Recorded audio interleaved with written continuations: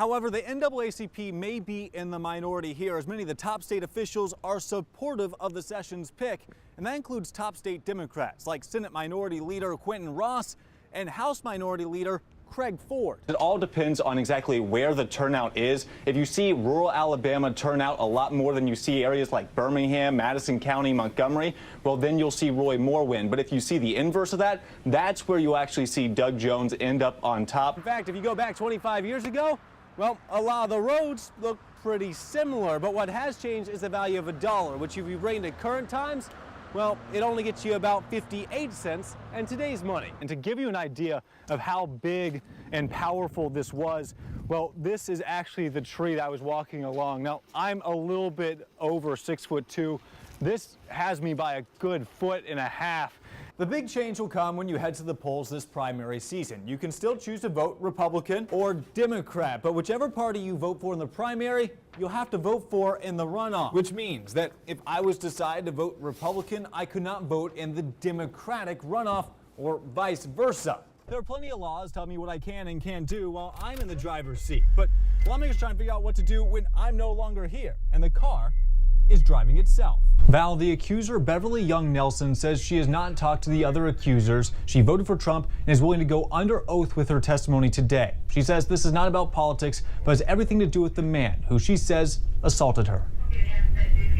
Beverly Nelson today, next to her attorney, Gloria Allred, laid out a timeline of Moore's alleged sexual assault. When I was 15 years old, I began working after school. The location, Old Hickory House, a restaurant where she says Roy Moore was a regular. He sat at the counter in the same seat night after night. Nelson says the then DA flirted with her and in once in her yearbook signed, "Love, Roy Moore." It was a few weeks later, after work on a cold night, that Nelson accepted a ride from Moore when her boyfriend was late. I thought he would get on the highway, but instead he drove to the back of the restaurant. She says it was there that Moore assaulted her. Mr. Moore reached over and began groping me, and putting his hands on my breast. I tried to open my car door to leave, but he reached over and he locked it so I could not get out. I tried fighting him off while yelling at him to stop. But instead of stopping, he began squeezing my neck, attempting to force my head onto his crotch. After fighting, Nelson says Moore eventually gave up. And he then looked at me and he told me,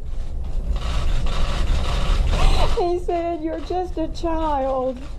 And he said, "I am the district attorney of Etowah County.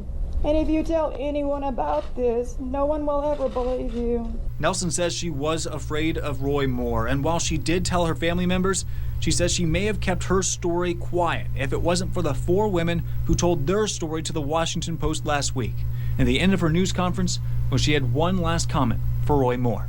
That he no longer has any power over me, and I no longer live in fear of him.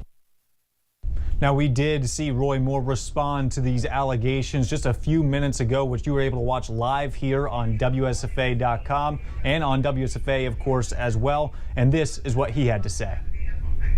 I can tell you without hesitation, this is absolutely false. I never did what she said I did. I don't even know the woman. I don't know anything about her. I don't even know where the restaurant is or was. And if you look at this situation, you'll see that because I'm 11 points ahead, or 10 or 11 points ahead, this race being just 28 days off, that this is a political maneuver and has nothing to do with reality. It's all about politics.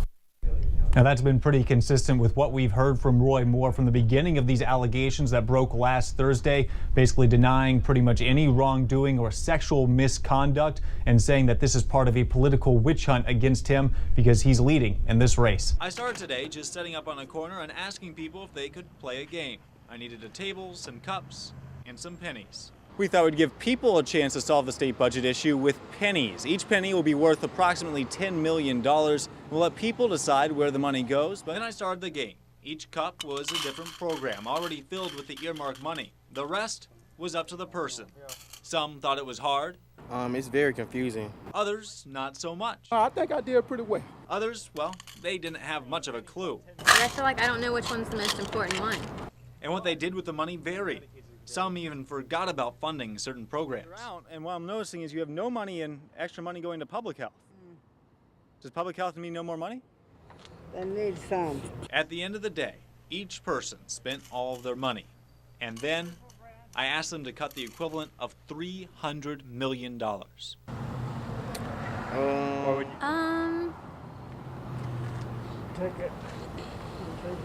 Each one had to make cuts to programs they just minutes before were saying were important, putting them in their lawmaker's shoes. They have to have a budget, and they have to have a set mind frame of what money is going to go to and where it's going to come from. It's challenging, though. It's very challenging. So do you want to be a lawmaker now? No, I would not like to be a lawmaker. Now, this is WSFA 12 News at 6. Tailgating, tradition, rivalry, and camaraderie. It's finally here. College football is back, and WSFA 12 News is bringing you all the sights and sounds. We've got Team 12 coverage from Atlanta, the Plains, and of course, right here in the capital city. Good evening, and thanks for joining us. I'm Michael Doudna. We start tonight with the return of a rivalry. It's Alabama State versus Tuskegee in a revived Labor Day Classic. Oh, thanks so much, Samantha. We'll be sure to check in with you later on in the show. Now, from Montgomery to Atlanta now, it's the biggest opener in college football history. Number 1, Alabama versus number 3, Florida State. And that's where WSFA 12 sports reporter Maria Martinez. And Maria, well, it looks like we have a great game in store. The opioid crisis is now claiming the tiniest of victims. Hospitals are seeing a spike in babies born addicted to drugs like heroin. WSFA 12 News anchor Tanya Terry reports in today's Health Watch. Toxic algae continues to coat beaches and marinas off Florida's southern beaches. Now, the algae bloom was created when fresh water was released from a lake, and the bloom is now keeping people off the water, killing fish, and possibly impacting health. An update after a horrible scene at a Florida airport as a small plane carrying 5 people crashed on takeoff shortly after 7 o'clock this morning. Witnesses say the plane burst into a ball of fire upon impact. The twin-engine plane was taking off in heavy fog when visibility was at 0. The Polk County Sheriff and an airport employee reviewed video of the fog from moments before the crash. Airbase. Those on the plane included a 70-year-old pilot, his 2 daughters, 1 son-in-law, and a family friend, all who did not make it through the crash. The NTSB is now investigating. In recent years, flying usually means squeezing into a seat for a few hours. Well, now the FAA is under a federal court order to review the sizes of seats and legroom on commercial airlines. Advocates argue that these small airline seats can actually put passengers' health at risk for conditions like blood clots in legs. Many folks are getting ready to celebrate the 4th of July at their own homes, and that can mean setting off your own fireworks display, but authorities want you to be safe when doing so. WSFA 12 News reporter Bethany Davis has some tips, and Bethany, a lot of these tips are pretty simple. Michael, big wins for Troy, Alabama, and Auburn, but I know the only win you're worried about is your Missouri Tigers putting on a good show earlier this afternoon and knocking off Idaho. Yeah, that's not a big opponent, of course. It's only our 2nd win of the season, but it's good to see all the Alabama teams win. Missouri won, so we know it's going to be a happy Monday for everyone involved in the station. That's right, most definitely. Oh, thank you so much, Justin, and we'll be right back. Well, it seems like a nice Christmas day to stay inside next to a nice little warm fire and enjoy the time with some family. And all the new gifts. Of course, and all the new gifts as well. Thank you, Vernon. Well, it's been a great weekend for Auburn hoops. Coming up, the men's basketball team's winning streak continues. Justin McNally has the details. Christmas time is here, and all across Alabama, folks are preparing for the holiday. But have you ever wondered how Santa gets ready in the countdown to Christmas? Well, we sat down with the big jolly man himself to find out. That's next at 10. Well, that's it for WSFA 12 News at 6. We'll be right back here tonight at 10. And remember that we're always there for you at WSFA.com, Facebook, Twitter, and of course our WSFA 12 News and weather apps. Good night.